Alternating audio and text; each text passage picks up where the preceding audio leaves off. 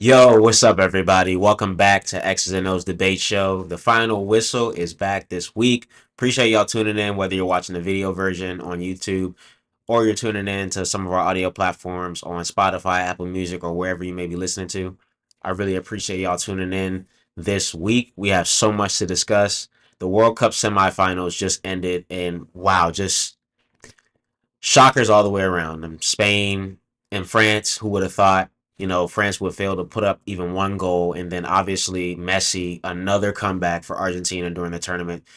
MLB All Star Weekend. So much to discuss. We're going to get right into it on this episode. Again, I appreciate y'all tuning in. We got to get right into it. So, segment one is all about the World Cup semifinals. We got to start with Spain and France. Obviously, if you've been keeping up with me, I strongly believed that France was going to be going back to another World Cup title. I picked them to win against Spain 2-1. And unfortunately, and to my surprise, Spain dominated them from start to finish. It looked like Mbappe, along with the other forwards, really struggled to get a rhythm early. Couldn't get a lot of clean shots on goal, and France really capitalized on this. Not ever since, but once they started gaining momentum and they scored their first goal, it just like an avalanche from them from that point on. Spain ended up defeating France 2-0, and I never would have imagined in my wildest dreams that France would have been going home scoreless in the semifinal. This probably was Spain's most complete game of the tournament and definitely their toughest game against their toughest opponent. So the final against Argentina is going to look very interesting just from that standpoint alone. Um, I just want y'all to think about just all the Spanish teams from the past. What makes this squad different from previous generations and previous World Cups? And something else too to think about is who was the biggest difference maker in the game? Um, For me, it was a shocking result. I'm not sure who you all were going for. I was going for France. Well, I wasn't going for France. I really didn't care who won, but who I thought was going to win was France. I never would have thought Spain would have made it this far, let alone beat France, especially all the stuff they went through last World Cup, losing to Argentina in the fashion that they did. I thought, going into this, they were going to go back to back and go to the final, but man, France has a lot to regroup about. They had a great tournament, but fell short of their ultimate goal. But shout out to Spain for pulling it off. Now I have to talk about the next game, and this game I actually felt strongly about. For me, I'm more of a Ronaldo fan, so anytime Messi laces it up, I'm not hating on him, but I'm not rooting for him either. So when it was England and Argentina, I don't really like to root for England either. Obviously, I'm in the U.S., so it's not like we're bitter towards England. It's just like I can't root for England. So going into this game, it was a lose lose for me. But I found myself rooting for England, which hurt. But I just can't root for Argentina um, for a number of reasons. I'm not going to get into the foul call stuff and all the missed calls that they have against Argentina and how they miraculously come back in late game situations. But that's neither here or there at this point. Um, Obviously, unfortunately, Argentina beat England 2-1 to advance to the final against Spain. Um, this was a comeback I didn't see coming. Once England went up in the second half early on, I was like, they're going to pull away if they score another goal. And within the last 15 to 16 minutes of the game, Argentina does it again. And they score two goals back to back and they seal the deal. Um, at this point, I just don't know if this is, I don't want to say it's scripted. I don't want to hate on the team and say it's scripted. But at this point, it's just like Argentina's won so many games this tournament, winning from behind within the last 15 minutes. And is it really Argentina being this good?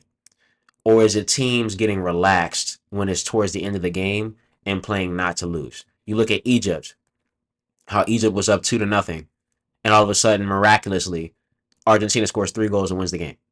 Was that Egypt just playing not to lose, playing too conservative? Or was that Argentina being that good and showing the championship composure? Same thing against England. England's up 1-0 in the second half. Looks like all momentum is on their side. Was it Argentina being that good, or was it England again?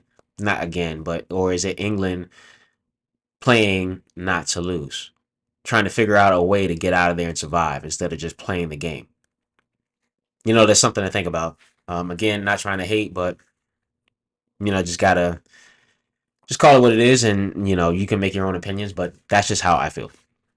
Now, this getting more technical, this does add another layer to Messi's legacy. Going to back-to-back World Cup finals is something. It's a feat. Nonetheless, I don't care how you feel about him. Obviously, I'm more of a Ronaldo fan, but I'm never going to hate on accomplishments. And this is a feat that is extraordinary. He has a chance to go to back-to-back World Cup finals and has a chance to pull it out for his home country for back-to-back World Cups. Unbelievable. Hats off to him, but also hats off to the Argentina team. They are elite. Regardless of how you feel about them, you can't deny it. Going to back-to-back World Cup finals and having a chance to go back-to-back and win and be back-to-back champions is unreal. So shout out to them. I want y'all to think about what went wrong for England in this game and why this game was different than other games. I feel like if they were playing anyone else, if they went up 1-0, it was over with. But against Argentina it was a different story. So what went wrong for them? And another thing I want to point out, Argentina is peaking at the perfect time. And I want to root against Argentina so bad in the World Cup final. But I don't know if I can do it. I don't know if I can pick Spain to beat Argentina and they're playing like this.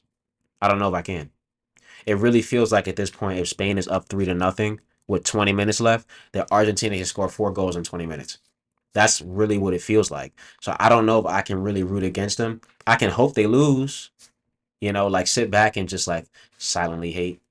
Not actually hate, but silently hate. But I don't know if I can pick Spain to beat them by how they're playing. Spain has had a tough road too. They played tough opponents, but just the fashion that Argentina is winning is just extraordinary. But anything can happen. That being said, I'm still picking Spain. Spain is going to do it. They're going to knock off Argentina. I don't think they're going to go back to back. Spain, please, if you see this, please just play your game for the whole time. Please don't let up. I don't care if it's the 89th minute. I don't care if you're up 3 goals with 30 seconds left. Please just finish the game. But I'm picking Spain. Spain's going to do it. I know it's not popular, but I don't care. Spain's going to do it. Now, I spoke on this in the last segment. This is segment 2. Messi's legacy continues to grow.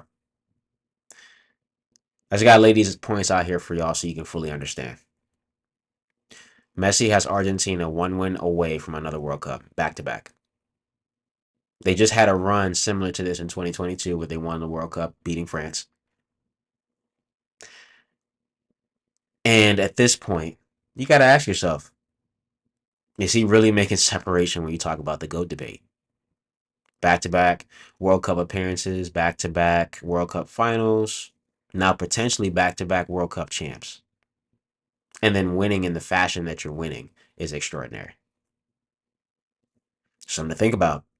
The debate continues. It always does. But I mean, this is something to think. You can't ignore it. I'm a Ronaldo fan. You can't look away from the TV. I don't care how much you want this man to lose in the tournament. I mean, the reality is you can't ignore what's on the TV. That's just what it is. Um, but I think that's what makes the Ronaldo Messi debate so interesting because this is the first time you're seeing two goats battle it out at the same time. You look at basketball, you're talking about LeBron James, you're talking about Michael Jordan, Kobe Bryant. They're in different eras, you know? Imagine if LeBron and Michael Jordan were playing in the same era. That's literally what's happening with Ronaldo and Messi. And they've been doing it for 2 decades.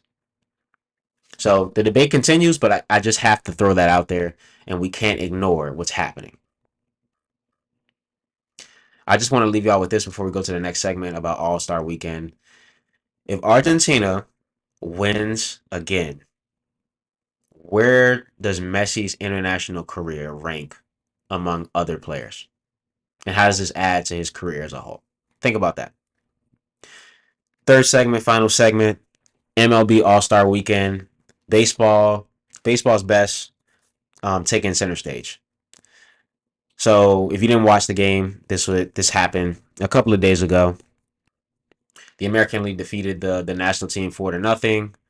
Um, it was a good game. Um, I can't say I watched all of the game.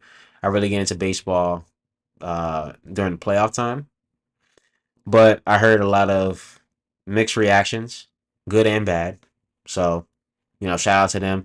I love baseball. Just it gets more exciting to me when it gets closer to playoff time around September and October. But tip my hat off to the MLB always. Jordan Walker, he won the home run derby. He defeated a lot of good hitters to win the home run derby. So hats off to him.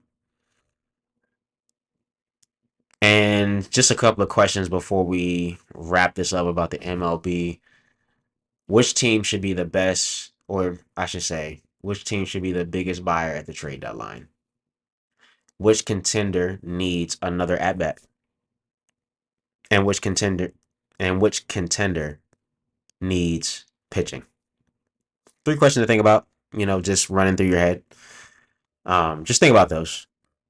But we always, last segment is hot takes.